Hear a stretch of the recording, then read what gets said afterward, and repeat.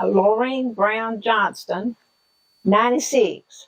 Okay. 96 years. When and where were you born? Well, I think Asheville. I lived down there till I was a teenager, Asheville. Mm-hmm. What year? I was born in 1920. I got old enough to go to school down there, and I had to come from Asheville to Limrock on the school bus to come to Limrock School. Mm-hmm. Okay. Oh, so that's all. I don't remember the years. I'm sorry. That's okay. But I was just school age. And when then we left Asheville and come to Limrock on the farm. My daddy did, and I still finished up school at Limrock. Who were your parents? Sanford Brown, and my mother's name was Annie Brown. Okay. What did they do? They were farmers? Oh, farmers. That's it. We had to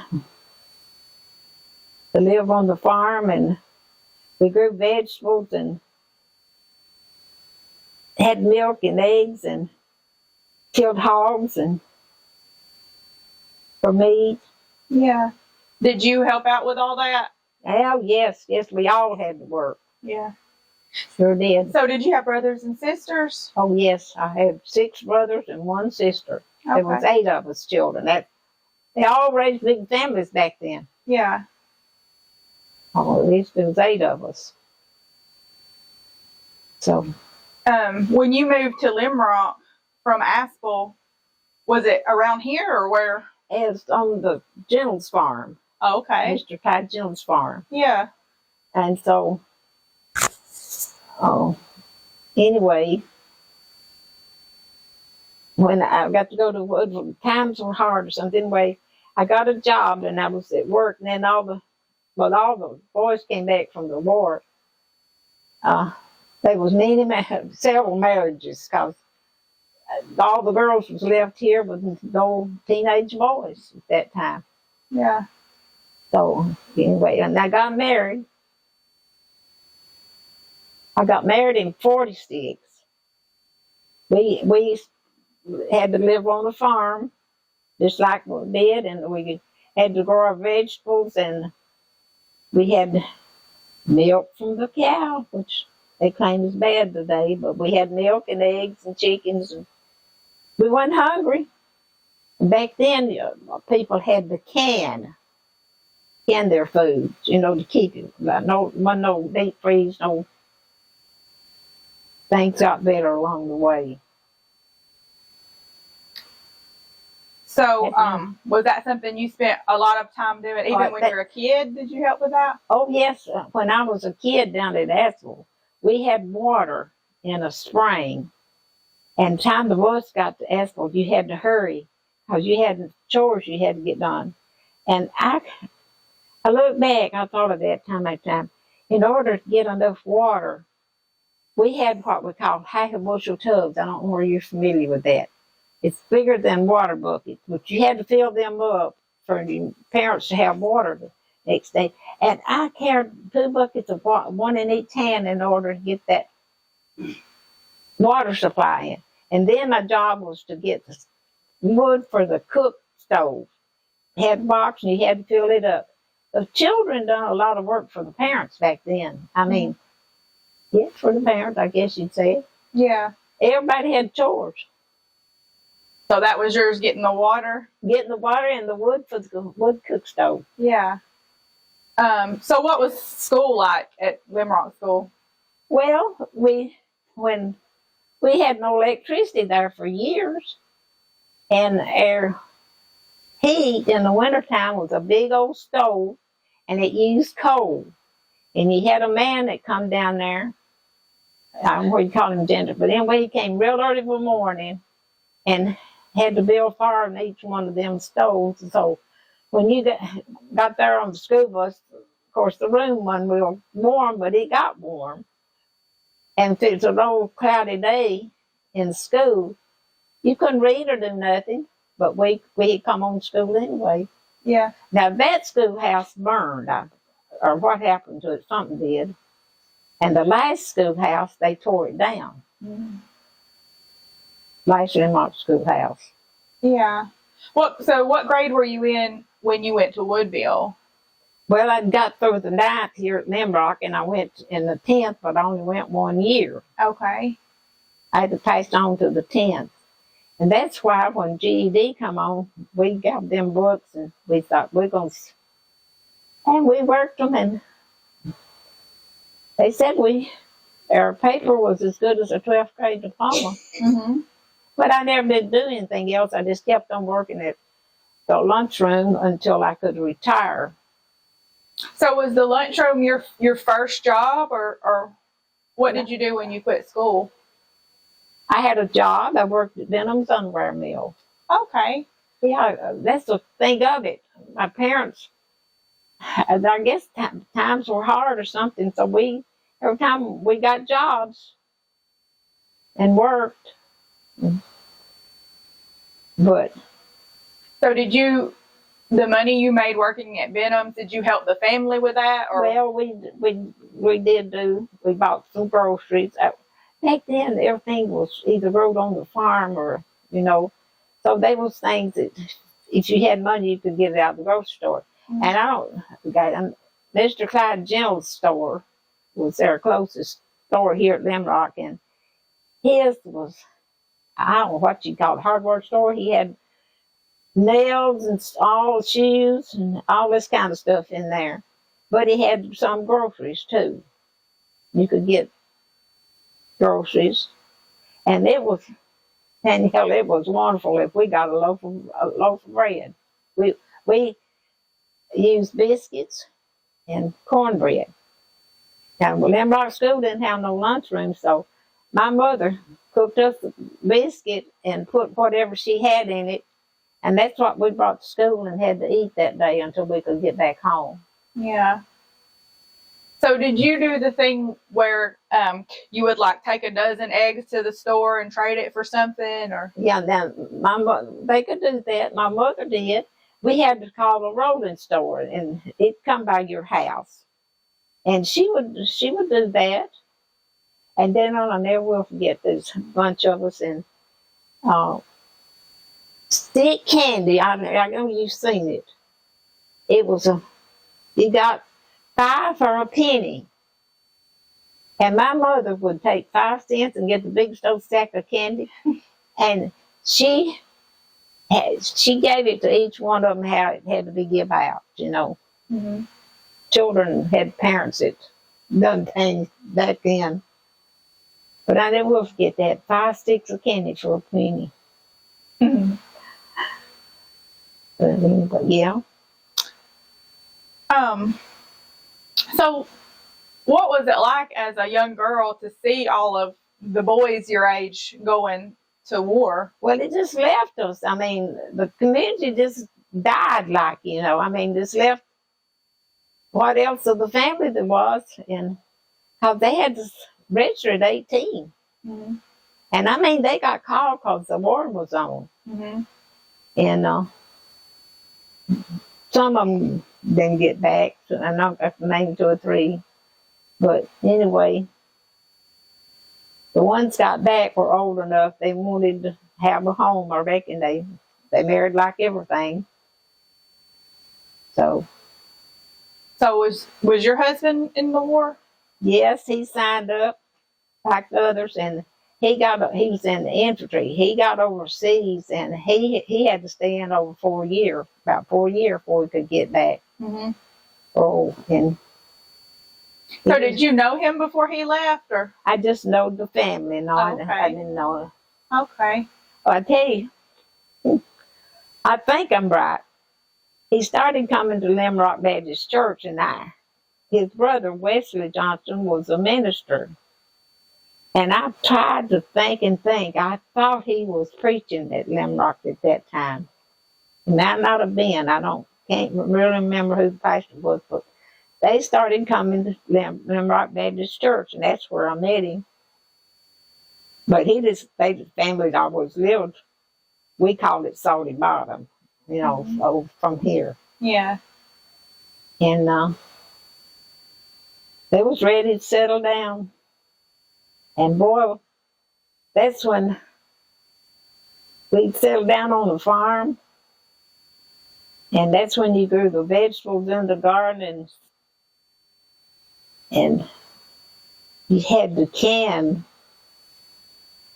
And I canned stuff in for half-gallon jars, not a quart, that have enough. I mean, to keep around the family. Mm-hmm. And she canned peaches, fruit like that. You made cobbler pies. That was used them out like that. But then, if you dried stuff, you could dry apples, and you made little fried pies. And boy, was that a job. So how did you dry stuff? Well, I tell you what I got to doing. We had a car parked out there, because if you spread them out, like you had to start them real, just sliced, Here come the walls and everything, and I put them inside of that car. And you talk about drying; they were drying 2 or 3 days. Oh. You go out there and stir them a little bit, and that kept them away from insects. Yeah. But you dry stuff. Dried apples done real good. But you can the peaches most of the time. So did you have your own orchards and everything? Yes, and we had rows of grapevines.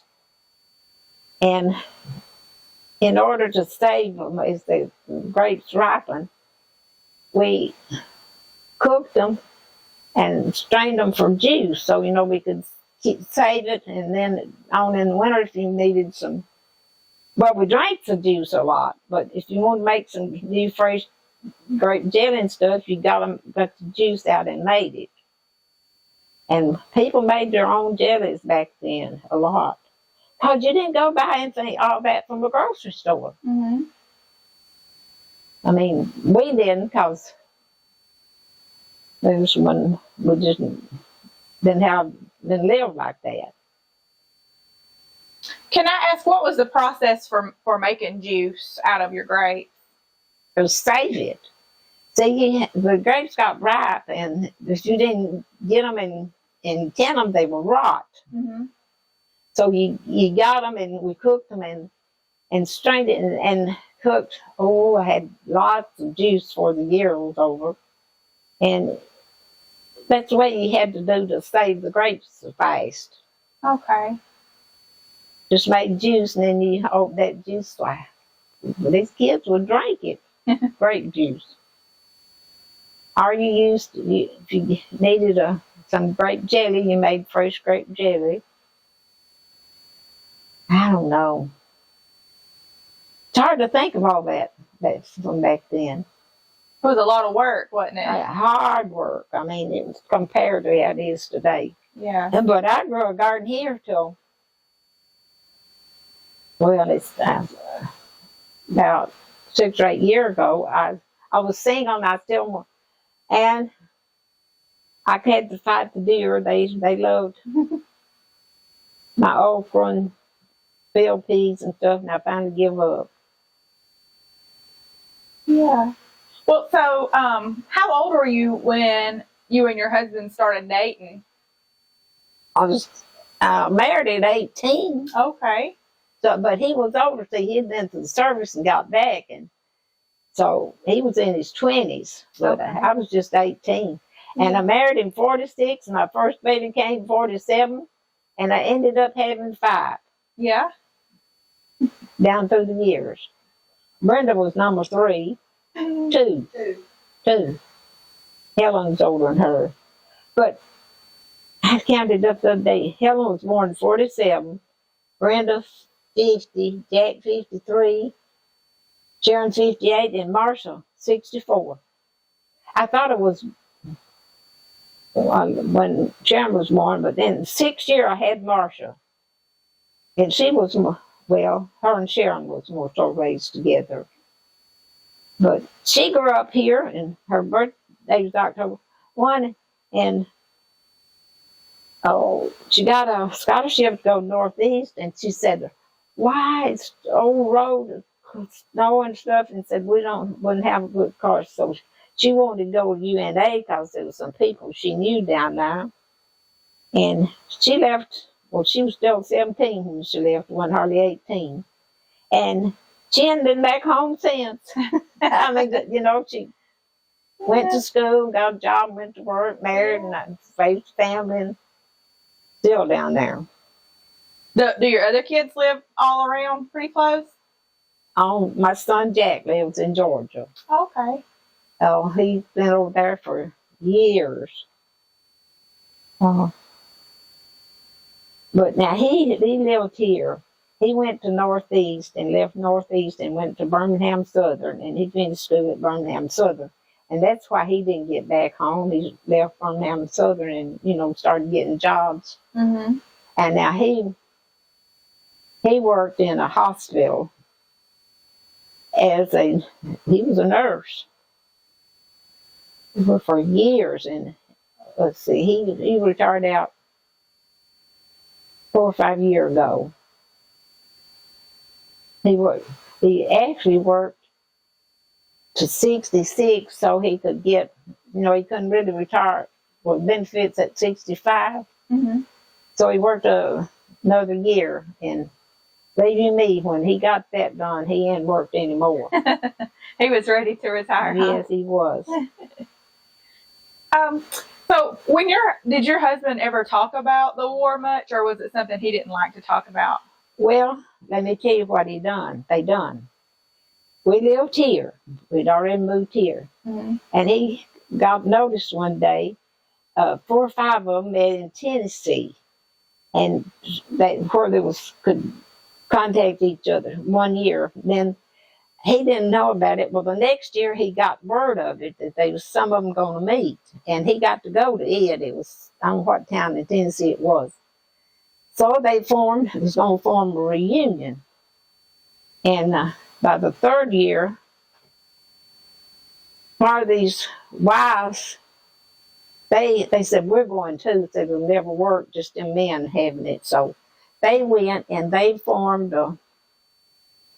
they formed the president and secretary and all this. They fixed it to where they could have business. Mm-hmm. And then they got to finding people in other states. And that reunion went on 30 or 40 years till they got older and started dying out. And we went to Missouri several times because several of them was there. And what they did, this one, if it's Georgia or whatever, he said he would have a reunion that year. And one time it was in Pennsylvania, Kentucky, but most of them went the other way. But they went on for 30 years or more. And the family, the kids I got to go to several of them. And first time I'd been out of state of Alabama. Oh, really? Yeah, it was a lot of. So it was like veteran reunions? Yes, it was World War II Veterans Reunion. Okay. And the last one, the president sent out his letter and he said he had cancer and said there was such few of the men left that they was going to close it down. And the lady near Birmingham, she wanted to go, and she had a new van. And so me and one of my daughters left here and got Birmingham with them, and she had a daughter. And we drove, the 2 girls, we drove and went to Birmingham.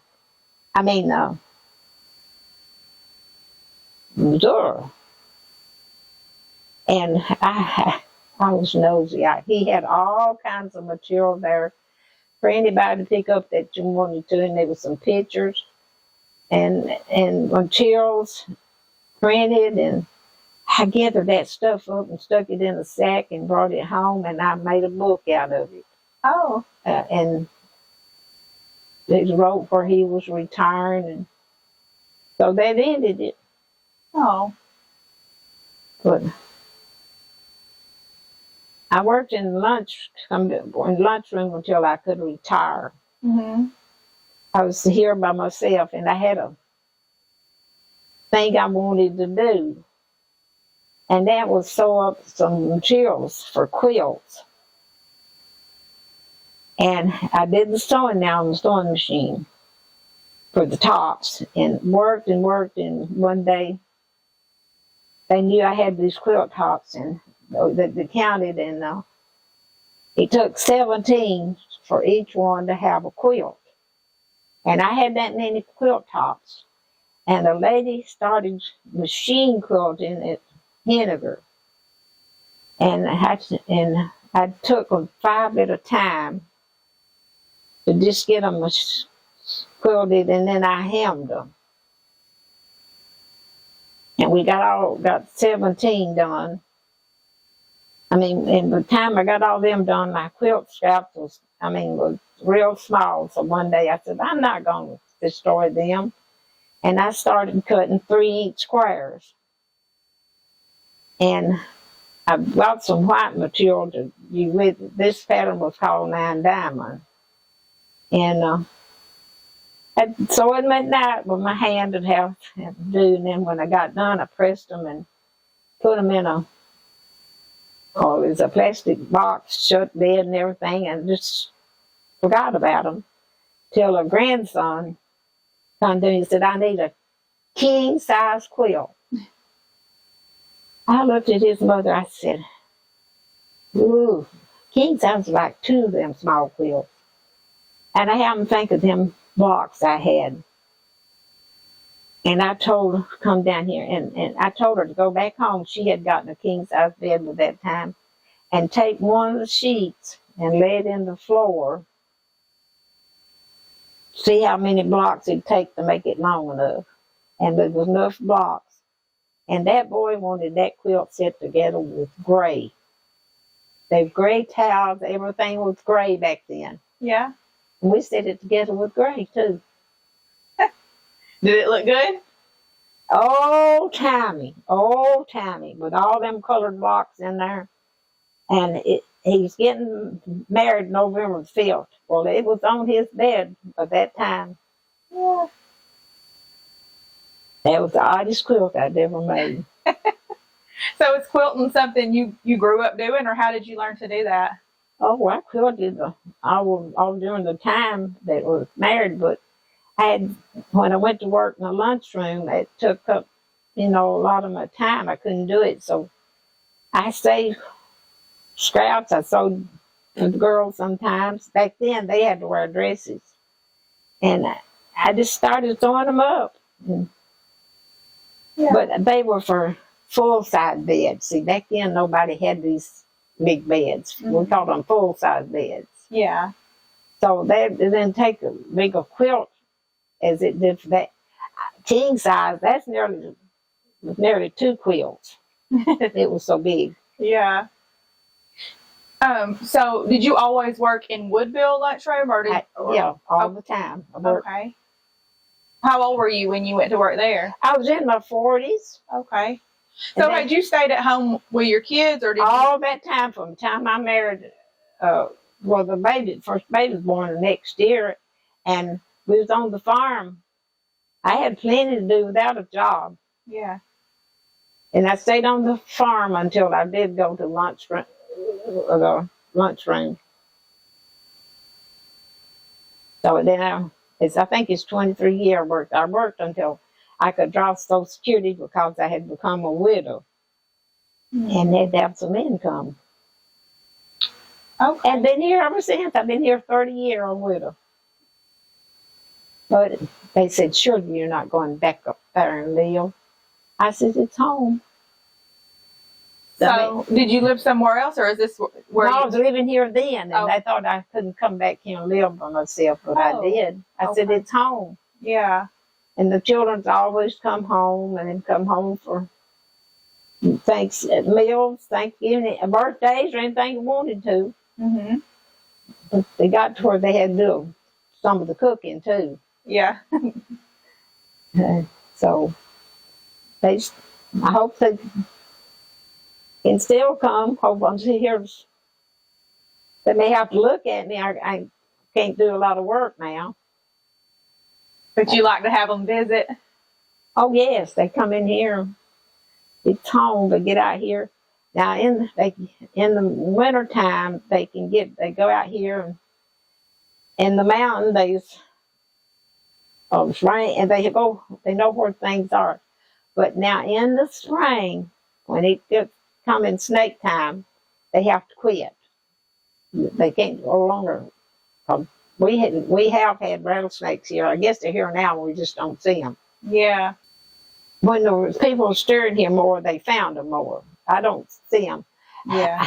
I know the last one I knew of here was years ago. I was here by myself, and I had some cats, and I heard a noise, and them cats had a rattlesnake had got right out there between that, and it coiled up, and was making that rattling noise. Mhm. Nothing here. We always used a gun for anything, when somebody was here to use it. Mhm. I said, oh, it's too close to my house. I went and got a hoe, and I chopped into that snake, and it undone, and where I could hit its head, and I got that rattlesnake killed. And I know it was dangerous to do it, but I just couldn't stand it. Did that scare you to have to do it with a hoe? Yes, with a hoe it did. It really did. Hmm. And well, let's go back to when you first moved here. You were telling me about was there not a road in here? no, the road was really around the edge of the mountain. It was for a wagon and mules. Mm-hmm. That's how they was getting in and out. And we had a truck, and we didn't move here. We bought it, but we didn't move here then because of the road wasn't built. And they told him if they'd give him, much land as they needed to grade up a road, that they'd come in here and grade it. And they did, and I think it put a few gravel down then. We had gravel for a long time until they paved. But we could get in and out then. And the kids had to go to school. And actually, they fixed it enough that the school bus came here and the mail started coming. It was just an off place here, with no road. Mm-hmm. So back then, did y'all use a horse and buggy or a mule, or when did you get a car? When did y'all start driving cars? Well, we had a car, had a pickup truck then, mm-hmm. but it wasn't convenient. Boyd always had horses. And actually the girls had rode horses out of here, Ellen and Brenda. The school bus used to make a curve down yonder some way, and Mr. Lester Beard was a school bus driver, and I don't know who to credit, but anyway, in time they got Jill's Cove paved, and this road came through here then and to Beard's Cove, and they paved. I'll come on up here because it was school bus and a mail route, and then went over to that road cemetery. They graded it. And so that really helped the Coves to get the roads graded. Yeah. So what did your husband do for his career? He worked on the farm. No. Part-time. He finally got one job that lasted a while, and it was a night job, and he didn't like it. And in his later years, after I went to work in the lunchroom, children had all left and growed up, and he planted some corn for his horses and do this and that. Yeah. But he was getting older, and really, when he had a light stroke, and his health wasn't really good. Oh. How old was he when he passed away? 77. Still pretty young. Yeah. And they told him he could have surgery, and he refused it. And he either had, well, I guess a stroke's a blood clot or something. But anyway, he went out of talking. He won't know what time. At that time, Floydale Nursing Home opened up, and their number was 574 in 1505, and theirs come in 259 1504. And we get calls at night at 11 o'clock when we went to change the shift. And someone said, "Why do you answer it?" I said, "Well, I thought that might be one of the children." And you could tell them to call 574, and they would maybe not call anymore, but some older people, I really tried to be patient with them to get them to learn to call 259. Mm-hmm. That went on, but it doesn't happen anymore. I mean, they've learned, I reckon, the phone number. Yeah. So you were talking too about not having water and electricity. Do you remember? I mean, when did you get those things? Well, we got it when we lived at Astor, but I can't remember what year it came through. I had to got down and studied on it, but how great that was to get electricity. And now Limrock School didn't have electricity at that time either. Yeah. We'd come to school, no dark day, we couldn't do nothing much, but anyway, we rode the school bus to come to school and went back home. The electricity had to come through this part of the county. I know Scottsboro had it already then, but it didn't have it out in the county. Yeah. So how did it change your life when you got electricity? Well, one thing, I got a washing machine. Had already had the children, and I did some clothes on the rub board, diapers. Especially through Brendan. I mean, through the babies and everything. But see, I chose the refrigerator and a washing machine, and the way the house was, we couldn't hook it up for electric stove at that time. But that was so much help. You could start saving your food with the refrigerator. Yeah. You know, if you had any leftovers and everything. And that washing machine was no ringer type washing machine. I don't know where you ever heard of that before. The machine washed the clothes, but you had to take them and put them through the ringer out of the soap suds and put them down in a tub and wrench them. And you could turn that ringer, and when you wrenched them, you could turn them and take them out of the wrench water, and you went and hung them on the clothesline. They wasn't no. And I have wanted to go hang up. I remember diapers. I'd pick them up to shake them a little bit to pin them on the line, and they'd be wanting to freeze. Ooh, it was cold, hard. But a washing machine was so much help. So how did you cook? Cooked on a wood cook stove. And I still got it. It's sitting there. We came out of that part of the house, and when this here used to be a side room, they called it. Uh-huh. And we fixed it in for our kitchen so the electricity could come in on this end. Mm-hmm. That way, then we got an electric cook stove. Okay. And that was a lot of help. Yeah, you had to have a stove wood. Now, I have propane gas heat, but it's been several years, but I kept an Ashley wood heater because we had so many trees here and trees down and everything. Mm-hmm. And I love that Ashley wood heater. I love wood heat. Mm-hmm. But it got to where I couldn't get the wood in the house and everything, had to give it up.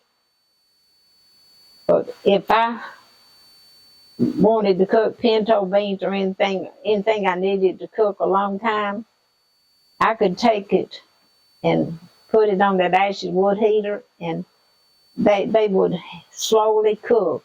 anything sold and cooked. Yeah. And I did that. I didn't have to, but I did it a lot. Yeah. Yeah. So what was it like raising 5 kids? A job. Big job. But they went through, all of them just kept passing and going to their grades, going to school, and got older. And luckily, all 5 of my children did finish Woodville School, Yeah. high school, and 2 of them. And now, Brenda, she made a beautician, so she had to go to beautician school. Helen thought she wanted to be a person to help the sick people, and she took a course, but no, that wasn't good. So she never did do that. And she done hair a while. Next one, she got married. She got out of high school one night and married the next. Youngster that ever was. And they're still together, and she was 18, and it's 40-something years. And they married kids. He was just, well, they was born same age. And they've stayed together, and so many would divorce and break up and do this. But they've stayed together by marrying that young. So.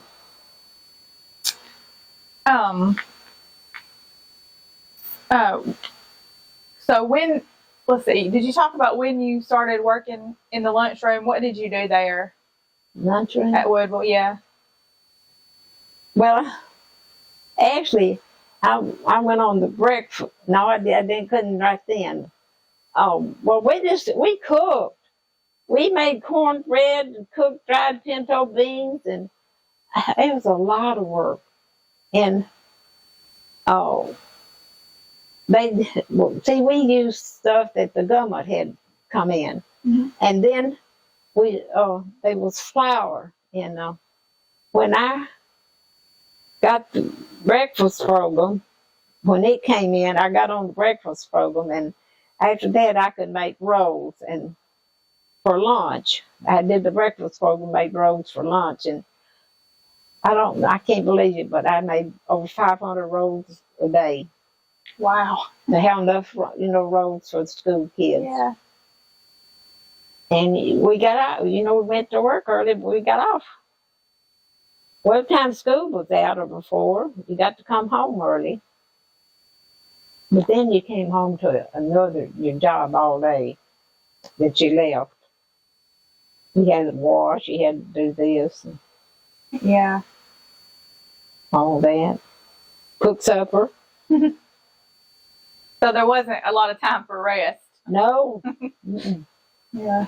And when the breakfast program started, you had to be down there, I think it's by 7 o'clock. Just, But breakfast program, I know we cooked something, but they could have they was a box of cereal, and they got milk, a little cup of milk, and we found out that it really meant a lot to the children to have the breakfast program. They had breakfast and lunch there, and then some of them, I don't know what they did for the rest of the time. I think they didn't get very on what the parents did for them. Yeah. So was it a job that you enjoyed? Well, it was work, but you was doing something that you thought you was helping somebody. Mm-hmm. Yeah. And kids ate better in the lunchroom then than they got to doing later on. Mm-hmm. Yeah. So did you still, when you made the rolls, were they homemade rolls that you made? Yes, you used the flour that the government gave you. Okay. And I never will forget, you had to put some salt in them. And one day I forgot to put salt in there, and nobody did say anything but the Whitaker boy. He said, "Where's the salt today?" And he used yeast, the yeast to make the rolls. You had to fix that, and I could do that and get it ready while we were serving breakfast, because it took me a long time to roll out all them rolls. And I was lucky that I came home without injury to my arms and shoulders, because there's a lot of work to it. Yeah. But children were better then than I hear they are today. Yeah. At school. Maybe I don't know. You turn that TV on, they got a boy with a threat in Scottsboro school yesterday, day before one. Yeah. They're going to have to do something about it. Things like. Yeah. Seems like it's getting rough. And like in the schools, and then I want this election for governor, president election to get over with too. Yeah. Maybe things will calm down a lot more.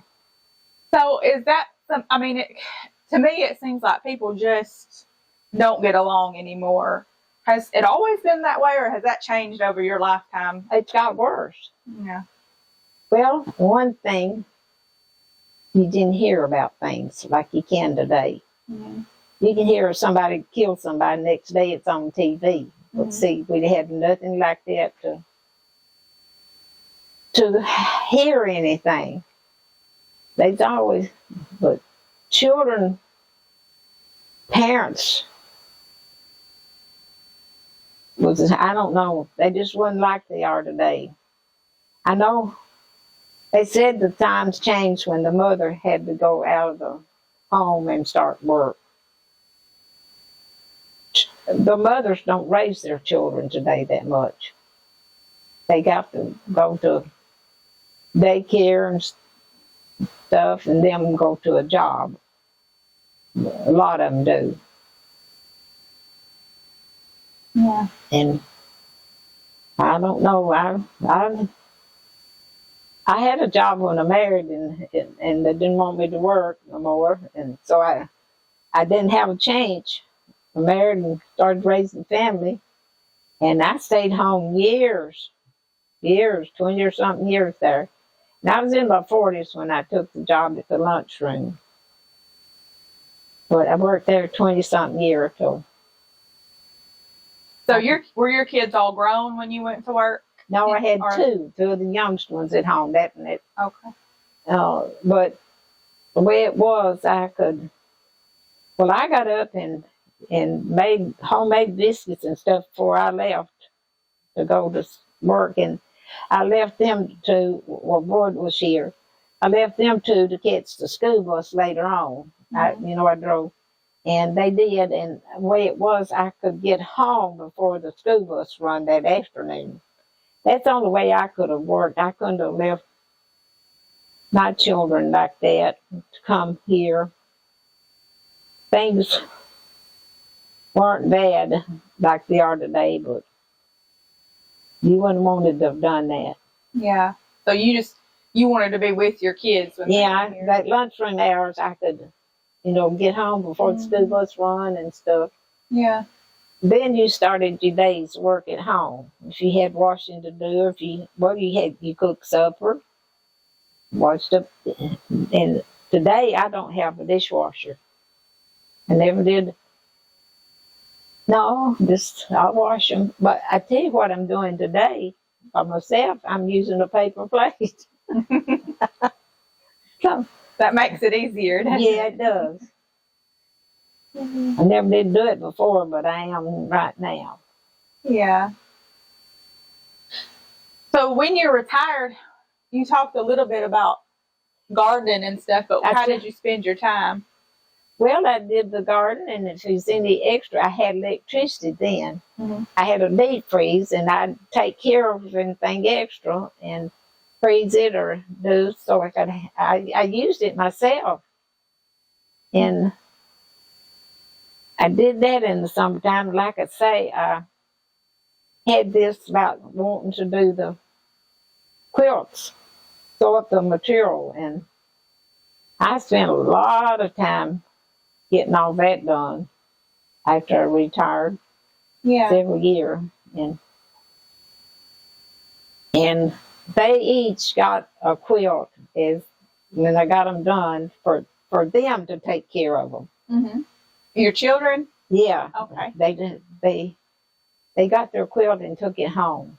If they took care of it, they still got it. And then I don't know what's happened to it, but I got it done. And that was my biggest hobby to get done after I retired. And I always had something to do or something. Yeah. Up until I had a car and I could drive back then, but I had slowed down driving. I got in my 80s.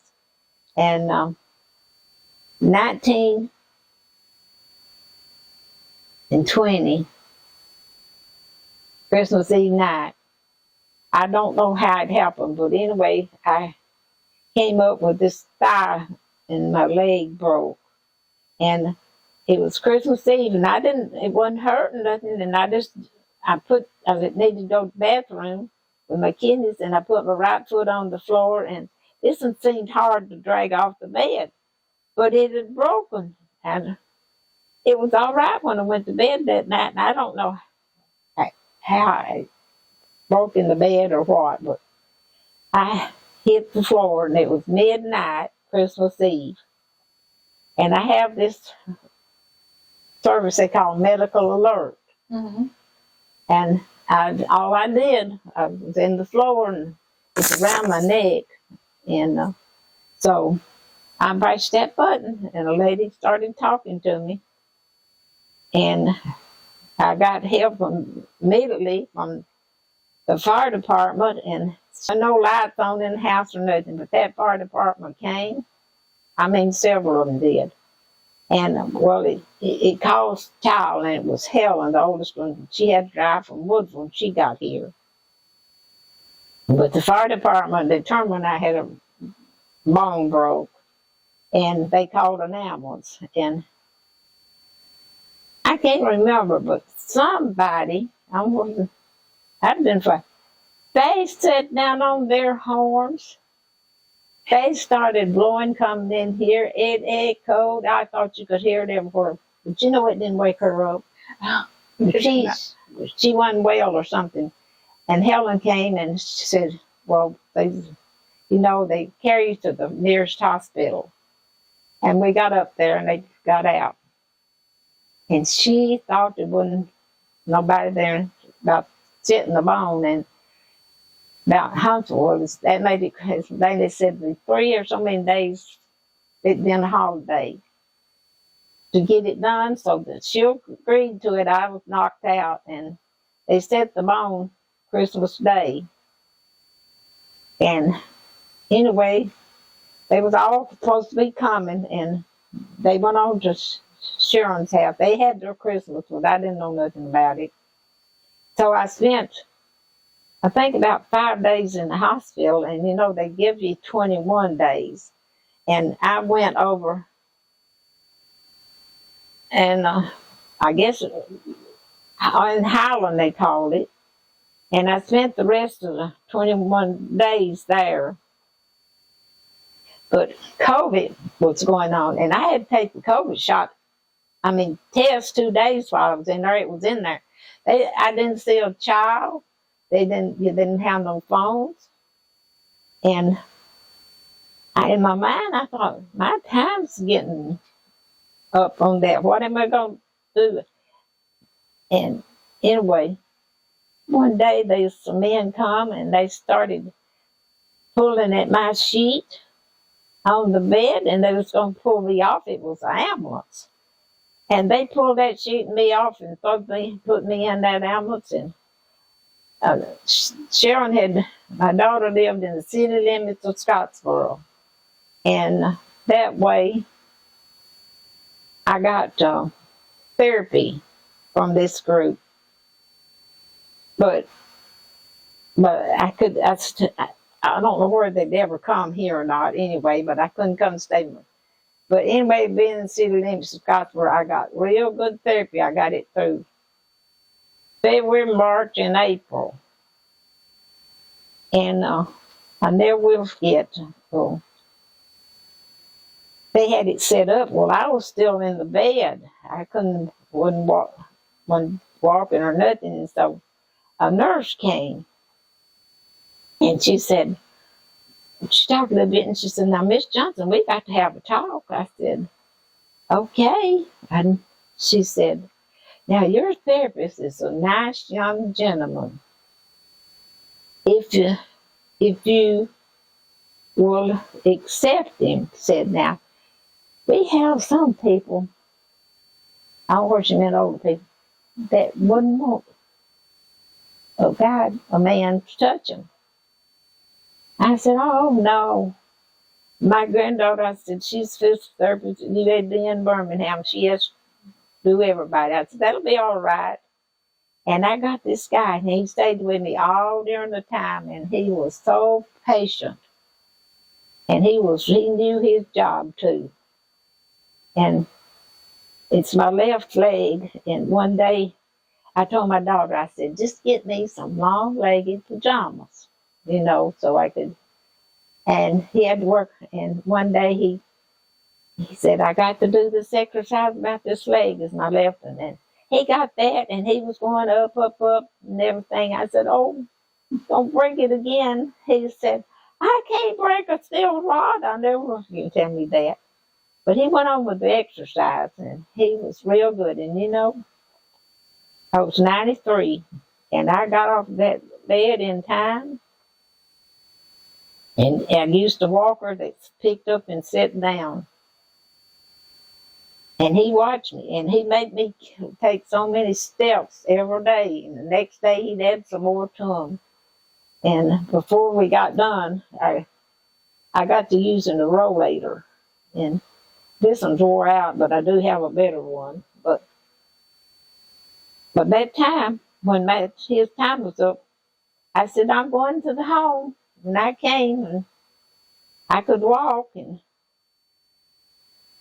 I haven't done much cooking since then on the stove, and I've really missed it. I think of things, if I could cook, I could fix it, but I get by. They bring in grocery food and everything. So I don't get outside anymore. When I go, I just walk the walkway down to a car. They told me to try not to do not walk in the yard, because you don't know where a hole is or anything. So yeah, when I wanted to see about some stuff, and I told one of the girls, I said, "I want to drive around up towards that there and see about this." And they said, "It's a rose bush," and it was still there. I did all that outside work. I love flowers. But Brenda has had some this year here and been watering some, and it got so hot and dry they're about all gone. Yeah. So is that what you miss, working in your flowers? Yeah, I miss outside work. I was always outside. I done everything outside. Back when I was talking about we lived on the farm, I milked the cow for my children to have milk and things like that. What needs to be done, somebody had to do it. Yeah. How long did y'all have a cow and kind of live that way? We did that till the last child was home, and I was still working. And I don't think I milked or something. Anyway, that cow died, but we were getting where we weren't growing feeds, the corn stuff, the feed stuff and chickens. And I told him, I said, the last one was at home. I said, I'll buy that girl some milk and stuff because the feed and stuff was getting to cost so much to feed. And so then the foxes all came in and they ate the last chickens and I said, no more. Yeah. So we just bought a dozen eggs and went on. Did you ever miss the old way of life, or? Yeah, you had to adjust from it, But you're real proud you didn't have to do as hard as much, I guess. But, well, see, when we farmed, we hold pea cotton, and I've even gathered corn. Yeah. And things back then. There wasn't any labor much that you could hire. Everybody was trying to do their own crops or something. But we probably couldn't have paid a lot of labor, no way. Yeah. You just worked yourself what you could do, I reckon. What was your favorite meal to cook back when you cooked a lot? I don't know. I just did everything. I know I got a big dish in there, and when the kids were all little, I made banana pudding, and I had the milk and eggs, and you just had to buy. Well, you bought but anyway, then I cooked the stuff you made the banana pudding with, the pudding part. You had your milk and eggs and sugar. You cooked that on the stove. But that dish, I filled it full when I made it, and it was every bit used. See, that took a lot of food. And I just cooked the ordinary stuff. And I remember we grew sweet potatoes, and we had syrup a lot, and made out of cane molasses. And when I got to learning more about stuff, like the sweet potato had vitamins in it you needed, and the syrup did, and there was no junk food back then at my house. Other people might have had it, but we didn't. You just ate that. Mm-hmm. And I reckon they got enough vitamins. They grew up. Yeah. Do you think that kind of the way you've lived your life, like not having the junk food and stuff, has that contributed to living a long, kind of healthy life? Well, they'd asked me what I've done.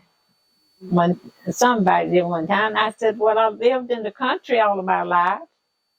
And they said, how? I said, well, I've always eaten vegetables and, stuff that was grown. And I still want vegetables. I don't know. They may think but I do. And I do have I eat turkey bacon. I don't use pork in anything. Why? Well, pork is not. It's red meat, and they say it's not good for you. Mm. And especially, I don't take a high blood pressure pill. Have never, and people shocked at that. I don't know why. Yeah. But see, high blood pressure causes boy to have a stroke. But I don't know. And especially the last few years, I live a quiet life. I'm not having to work hard and keep long hours and the way it used to be. But there's times that it'd be better if I could do more, I guess. But I just do how I can and what I can. Yeah. And I always sewed and done something, but I had to quit doing that on account of my hands and eyesight. It got hard to use the sewing machine a lot hard to thread a needle. And things getting older. And we're shocked. Anyway, I went. Well, we have to go to the eye doctor once a year. They call it eye care. And so I told him, I said, my glasses was fixed. When I was outside, they would shade come on them. And I wasn't seeing that. I said, I don't wear glasses that's clear and where I can read and do things. And so they fixed another pair. And sometimes I get confused which pair I'm supposed to be wearing. Anyway, I'm real proud of my glasses. I've had to take care of my eyes for years now. But I can still, my granddaughter is so proud that works at UAB. She sees a lot, and she'll say, Freddie, you can still see and hear. Still see. No, and my mind's what she's talking about. Yeah. Got some mind and you can see. That's what she said. She's in her 50s. And I am glad. Oh, sometimes young people's mind goes. And others, I mean, kids are hit so many.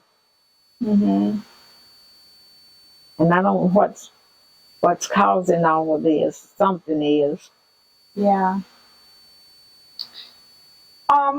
Is there anything that stands out to you about how the world has changed over your lifetime? Yes, it bothers me. If we don't get in better situation, I don't know what's going to happen to our world. The way I'm seeing it, there's too much bad stuff going on. Yeah. It used to be people could live a better, quieter life than they're doing now. And these children, 13-year-old with guns shooting people down, that is bad, bad. They're not taught any better. But the last one, I'm just hearing on TV, this guy went out and bought his son this gun knowing now then they're getting the parents. Did you see that? Yeah. They're making them responsible for these children with these guns. And something needs, I mean, maybe that's going to work better. I don't know. But why did the parent do that? He should have known better. Yeah. Now, we had guns in the house all the time my children grew up. But they were taught. We even had a gun that shot deers and, gun for this and this. But they were taught. And Jack never did like guns. He still don't till today. But anyway, he had some guns in this house. But they never did cause no trouble. I mean, they were told to leave them alone. And they did. And so do you enjoy kind of being out here in the middle of nowhere with all the wildlife and everything? It's all I've ever known, and I don't want anything else. Yeah. They said, surely you're not going to go back there and live by yourself. When I said, that's home. I did, and I could still drive. And I came home, and when you got up, I had work to do every day. Like, I was wanting to sew those quilts tops, and that took a long time. But I had waited all those years, and then I had chores to do. And when I did the mowing. Did some mowing, but then I had a grandson that said no. He come and started mowing. Yeah. Anyway, the place hadn't grown up. Looked good. They didn't want the barn to grow up down there. So we always had horses, and we had fences around, and they weren't good. And after I told him, I said, oh no, all we had was horses. I said, oh no, they got to go. I said, I've seen after animals all my life, and uh, horses has got to be seen after. So one, they finally they left one, and they finally, somebody was supposed to have been a working horse, but he always had quarter horses and stuff that he rode. But I missed not having animals around, but I was glad of it because they always got to be fed, and seen after. Mm-hmm. And that's why there's no fences around the barn or anything, but they didn't want it to grow up, so they just mow it like everything. Yeah. But they have riding lawnmowers now. Well, it takes a while, but not too long. Do your grandkids still mow for you? Yeah, I got a grandson. So they'd help. Let's see, I've been here 30 years, and I did what I could till I couldn't, and then they'd help mow. What advice would you give to younger generations? If you could just tell them anything about the way to live their life or whatever you would tell them. Well, it's difficult this day and time because the mamas go out of the house on the jobs too, and it makes home life different. But there's work to do because if there's children, they have to have clean clothes and food, and so some mothers are not stay-at-home mothers anymore. They can't be. But see, you have all this. You have good washing machines and clothes dryers and a lot of things that didn't require the time that it took. Like I'm back when I was talking about you hung out clothes on the line and Mm-hmm. all that. You worked all day, but you didn't get a lot of jobs done. Yeah. Like you can today. They can come home, wash clothes, dry them, cook a meal or do something, but I don't know. They don't eat food like we used to did. Yeah. So I don't know. Hardly hard to say. Did you have all your children in hospitals or how was it back then? I had 2 at home. They came out. Dr. Rayford Hodges came out with time. Had the third one, which was Jack. They quit coming out, and I had him in the hospital. Well, in fact, he was born December 19th, and they had him, what was it? Circumcised. Anyway, I got home Christmas Eve, and back then, I didn't come home from the hospital in an ambulance. And then the rest of them was born in the hospital because it quit coming out. But I came home after they was born and got help some way. I mean, but, it's so different today. With all the electricity and help that you got, you can do a lot of work in a lot less time. Yeah. All right. Is there anything else that you want people to know or want to talk about? Not that I know of.